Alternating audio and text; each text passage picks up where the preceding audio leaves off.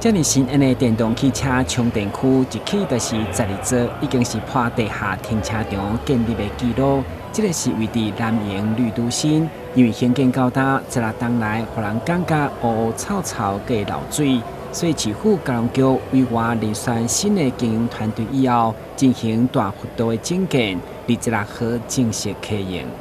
3、2、1，起动！绿都新工人停车场充电再出发，掌声鼓励。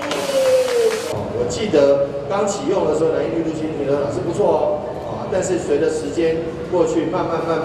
的，就已经开始出现漏水啦，开始出现照明不足啦，甚至有可能成为治安的死角。所以呢，我们希望说，透过这样的优化，而且已经看得到它的服务品质提升。大家开车进来停车，看这个红绿灯就知道有没有停车位。该地下停车场都有295席的车位，加强照明加动线引导系统，和整个空间焕然一新以外，上特别的就是超前部署电动汽车的智慧充电站。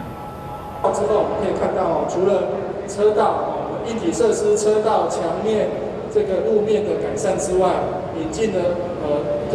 最先进的这些智慧停车的设备。那从入场的这个车牌辨识到场内的这些载席的侦测，以及到了这个收费缴费的自动化这个多元的缴费。另外更引进了12席的充电桩，那这也是目前全台南市这个路外停车场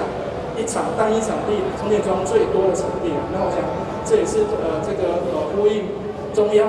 一直推动地方要来广设这个充电桩。就表示会以相关的规格来服务溪北地区，会中每条嘛开箱试用电动车充电桩，要为市民提供更智慧方便的停车空间。今日新闻，军旗采访报道。